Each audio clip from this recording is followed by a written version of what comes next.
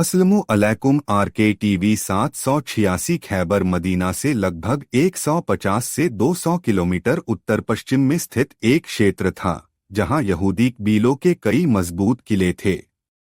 यह क्षेत्र अपनी उपजाऊ भूमि और सामरिक स्थिति के लिए प्रसिद्ध था, जो इसे एक महत्वपूर्ण व्यापारिक केंद्र बनाता था। खैबर के यहूदियों की गतिविधियां। खैबर के यहूदी कबीले, विशेष रूप से बनी नज़ीर, बनी कुरैज़ा और बनी कैनुका, मदीना के मुसलमानों के साथ विभिन्न संधियों के बावजूद कई बार विश्वासघात और साजिशों में शामिल रहे थे।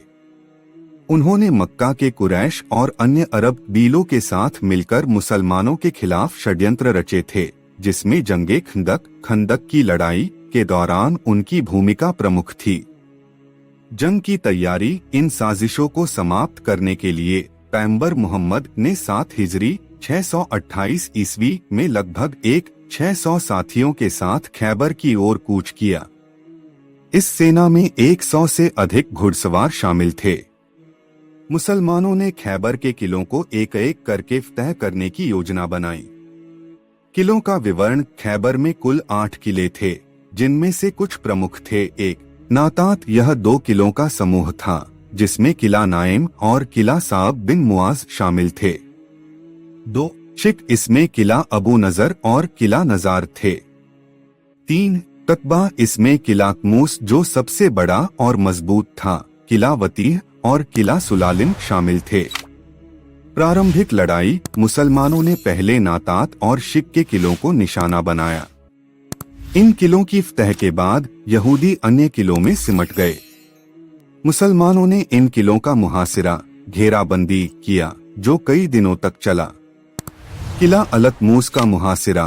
किला अलकमूस, जो बनी नज़ीर के सरदार हई बिन अख्तब की बेटी सफिया का निवास स्थान था, सबसे बड़ा और मजबूत किला था।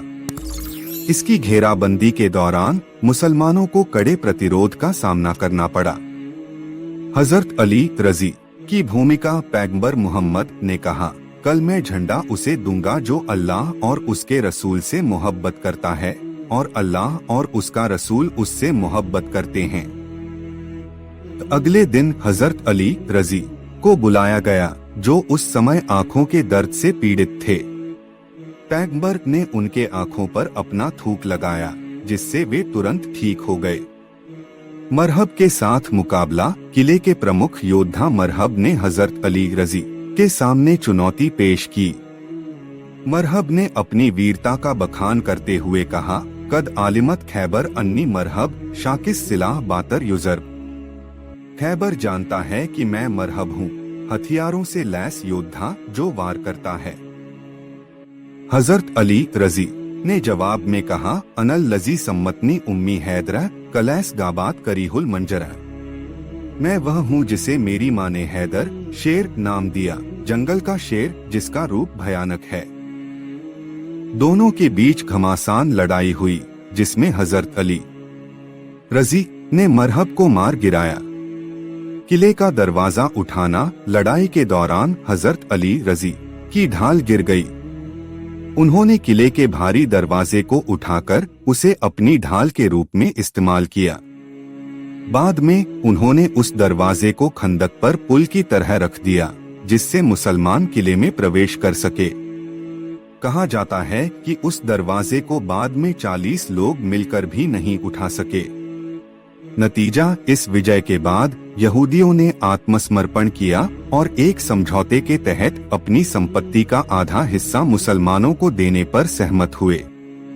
इस जंग के बाद मुसलमानों की स्थिति और मजबूत हो गई। संधि की शर्तें। 1 यहूदी अपनी भूमि पर खेती करते रहेंगे, लेकिन उपज का आधा हिस्सा मुसलमानों को देंगे। 2 मुसलमान जब चाहें यहूदियों को खैबर से निष्कासित कर सकते हैं। सफिया बिन हई का निकाह। इस जंग में बनी नज़ीर के सरदार हई बिन अख्तब की बेटी सफिया भी कैद हुई। पैगंबर मोहम्मद ने उन्हें आजाद करके उनसे निकाह कर लिया। जंग के प्रभाव। 1 मुसलमानों को बड़ी मात्रा में माल-ए-गनीमत, युद्ध लूट प्राप्त हुआ, जिसमें हथियार, धन और खाद्य सामग्री शामिल थी। 2 मुसलमानों की सैन्य शक्ति में वृद्धि हुई, जिससे भविष्य की लड़ाइयों में उन्हें लाभ मिला। 3. यहूदियों की साजिशों का अंत हुआ और उन्होंने मुसलमानों के साथ शांतिपूर्ण सहअस्तित्व को स्वीकार किया। उपसंहार: जंगे खैबर इस्लामी इतिहास की एक महत्वपूर्ण घटना